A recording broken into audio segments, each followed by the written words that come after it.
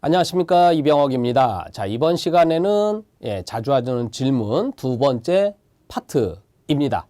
그래서 여러분들이 또 중요한 궁금해하시는 내용들을 같이 살펴보도록 하겠습니다. 자, 여러분들이 이제 또 자주 질문하시는 내용 중에 이런 내용이 있어요. 사무소하고 백화점하고 엘리베이터 계획이 같은 것 같으면서도 다르더라. 그래서 어디까지는 뭐 같은 거 알겠는데 어디부터 다른 내용이냐가 여러분들이 이제 가장 많이 헷갈려 하시는 내용인 것 같아요. 자, 그래서 사무소와 백화점의 엘리베이터에 대한 문제를 각각 한 문제씩 놓고 설명을 드려보겠습니다. 첫 번째 예제 문제는 사무소 건축의 엘리베이터 계획에 관한 내용으로 옳지 않은 거 물어보는 내용이에요. 자, 1번 외래자에게 잘 알려질 수 있는 위치에 배치한다. 2번 승강기가 6대 이상일 때에는 알코브형 배치를 고려한다. 3번 승강기의 출발층은 승강기의 효율적인 운행을 위해 여러 개소로 분산시키는 것이 좋다. 4번 각 층의 위치는 되도록 동선이 짧고 단순하게 계획하는 것이 좋다. 정답은 몇 번일까요? 네, 정답은 일단 3번이고요. 사무소에서는 엘리베이터를 배치를 할 때 어느 한 장소를 딱 정해서 그 장소에다가 엘리베이터가 여러 대가 있으면 묶어주는 게 좋아요. 그래서 여러 개소에 분산시키는 것이 아니고 한 곳에 집중시키는 게 맞는 표현이에요. 자, 그 다음에 예제 문제 2번 문제 볼게요.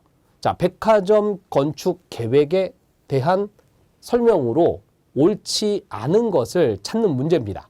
자, 1번 백화점의 고객권은 상품권의 동선과 분리시킨다. 2번 에스컬레이터를 설치하는 경우 층 높이와 보의 간격에 유의한다. 3번 에스컬레이터는 엘리베이터에 비해 수송량이 크다.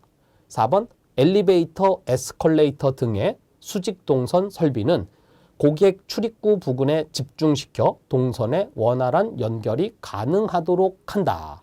자, 정답은 몇 번일까요? 네, 정답은 4번이 정답이고요. 백화점에서 에스컬레이터는 고객 출입구 부분에 배치하는 게 맞는데 엘리베이터는 고객 출입구에 가까이에다가 배치를 하는 게 아니고 멀리 떨어뜨려 놓습니다.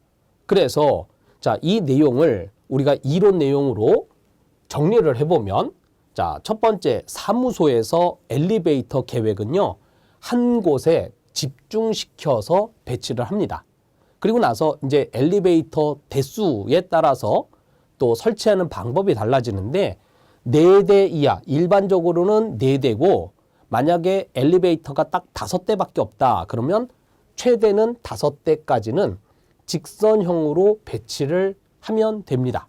그런데 6대 이상인 경우에 직선형으로 배치하게 되면 엘리베이터가 설치되는 길이가 길기 때문에 사용하는 사람들이 왔다 갔다 하는 보행거리가 길어집니다. 그래서 6대 이상인 경우에는 엘코브형 또는 대면 배치형을 사용을 합니다. 그래서 엘리베이터는 한 곳에 집중시키고 외래자가 그 위치를 잘 알 수 있도록 주출입구 부근에다가 배치하는 게 사무소 계획의 특징이에요. 그런데 이거하고 이제 비교해서 백화점에서 엘리베이터 계획은 자, 가급적이면 집중 배치한다. 그래서 가급적이면 집중 배치한다 때문에 사무소하고 여러분들이 많이 헷갈려 해요. 그런데 전제 조건이 뭐냐 하면 엘리베이터의 대수가 6대 미만인 경우, 대수가 적은 경우를 얘기하는 거예요. 그래서 만약에 엘리베이터의 대수가 몇 대 안 되는 경우에는 가급적이면 집중 배치하는 게 좋은데, 그런데 사무소처럼 6대 이상인 경우에는 한 곳에다가 몰아넣지 말고 어떻게 해야 되느냐? 분산 배치해라, 그 얘기예요. 그래서 여러분들이 이론 내용에서 이런 문구를 많이 보셨을 거예요. 에스컬레이터는 주출입구에 가장 가까운 곳, 그러니까 거기가 어디냐? 매장의 중앙 부분에다가 배치를 하고 엘리베이터는 주출입구에서 먼 곳에 배치를 합니다. 그래서 여러분들이 백화점 가보시면 자, 백화점이 이렇게 있으면요. 자, 매장 한가운데에 에스컬레이터가 배치가 되어 있고요. 엘리베이터 찾으려면 어디를 가야 돼요? 그렇죠. 화장실 있는 데를 가면 돼요. 화장실이 어디 있는데요? 화장실이 이런 모서리 부분에 있습니다. 그래서 자, 여기를 가 봤더니 보통 엘리베이터 2대 또는 1대가 이렇게 배치가 되어 있고요. 그리고 나서 홀이 하나 있고 거기에 면에서 화장실이 붙어 있습니다. 그래서 백화점 매장에서 문을 열고 나가거나 아니면 그냥 백화점 매장에서 그냥 가면 홀을 만나고 거기에 엘리베이터 배치되어 있고 화장실 배치가 되어 있습니다. 그래서 보통 대규모 백화점인 경우에는 2대씩 묶어갖고 4군데에다가 분산 배치하거나 또는 3대씩 묶어서 뭐 2-3군데에다가 분산 배치를 합니다. 그래서 자, 여러분들이 조심하셔야 될 거, 엘리베이터의 대수가 적은 경우에는 집중 배치하지만 6대 이상인 경우에는 분산 배치하는 것이 사무소 계획하고 다른 점이에요. 그래서 그 부분을 여러분들이 잘 구분해서 기억을 해 두시면 되겠습니다.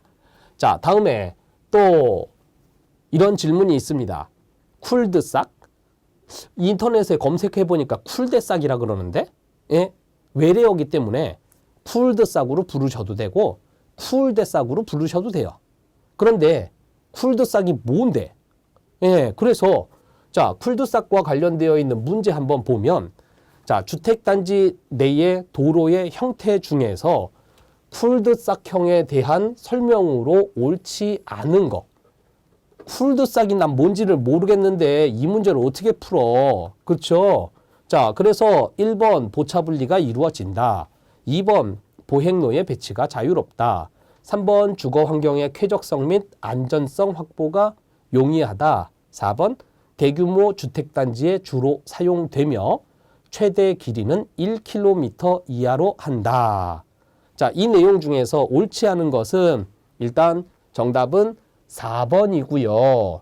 그래, 네가 설명하니까 내가 듣고는 있는데 도대체 쿨드싹이 뭐냐 이거지요. 그래서 자, 쿨드싹에 대한 내용 자, 보면 자, 요렇게 생겨먹은 도로의 형태가 쿨드싹이에요. 그래서 자, 주도로가 이제 여기에 어딘가에 있고요. 그 주도로에서 각 집으로 들어가기 위해서 차를 몰고 이렇게 안쪽으로 들어오면 넓은 공간이 있어요. 그래서 여기다가 차를 주차를 하고 그리고 내려서 이 집으로 들어갑니다. 주로 이제 미국의 단독주택 단지에다가 적용을 많이 하고요. 우리나라에서도 아파트 단지에 이러한 방식을 써요. 아파트 단지에 어떻게 쓰냐 하면 자, 아파트가 3동 정도가 있으면 자, 도로가 배치가 돼 가지고 들어옵니다. 그리고 나서 차량이 이렇게 들어갔다가 돌아서 이렇게 나오지요. 그리고 이 가운데에는 지하주차장으로 내려가는 경사로가 있거나 아니면 어린 놀이터가 배치되는 형태. 그래서 막다른 골목길의 형태로 만들어 놓은 도로를 우리가 쿨드싹 또는 쿨대싹이라고 얘기를 합니다. 그래서 이렇게 이제 배치를 하게 되면 어떤 장점이 있냐 하면 주거단지를 막 관통해서 지나가는 차량이 없어져요. 그러니까 뭐 차를 몰고 왔다 그러면 더 진행하고 싶어도 여기서 도로가 끝나기 때문에 차량의 흐름을 한정적으로 만들어 줄 수가 있고요. 그 다음에 이 쿨대싹이 배치가 되게 되면 미국의 이제 단독주택의 경우는 그 주택의 정문 출입구는 정문 현관은 보행자 도로 쪽에서 들어가고요. 그 다음에 뒤쪽에 있는 후문, 그래서 주로 주방에 연결이 되어 있는데 주방 쪽에 설치가 되어 있는 후문 쪽은 이 쿨대싹에 면하게 배치를 합니다. 그래서 이쪽에서 이렇게 들어오더라. 그래서 자연스럽게 차량과 보행자를 분리시킬 수가 있어요. 그래서 차량과 보행자를 분리시키는 것을 우리가 뭐라고 하냐면 보차 분리라고 얘기를 합니다. 그 다음에 이 길이를 어느 정도가 적정한 범위가 되느냐 하면 120m에서 300m. 그런데 300m 이상인 경우에는 중간에 회전 구간을 설치를 해라. 그러니까 만약에 쿨데삭의 길이가 300m를 넘어가게 되면 중간에 이렇게 동그랗게 생겨 먹어가지고 차가 들어왔다가 이렇게 회전할 수 있는 부분을 하나 더 붙이게 되면 쿨데삭의 길이를 길게 가져갈 수 있습니다. 그래서 보통 이 쿨데삭의 적정한 길이의 범위는 최대는 300m까지를 보는데 일반적으로는 150m까지의 거리가 가장 적정한 거리예요. 그래서 최대 300m까지 할 수 있는데 그때의 조건은 중간에 회전 구간을 설치를 하면 그러면 해결을 할 수가 있더라. 그래서 이렇게 막다른 골목의 형태로 도로를 만들어서 각 집에 이르는 서비스 도로로 사용하는 도로를 우리가 쿨데삭이라고 얘기를 하겠습니다. 그래서 관련된 내용을 잘 정리해 두시기 바랍니다.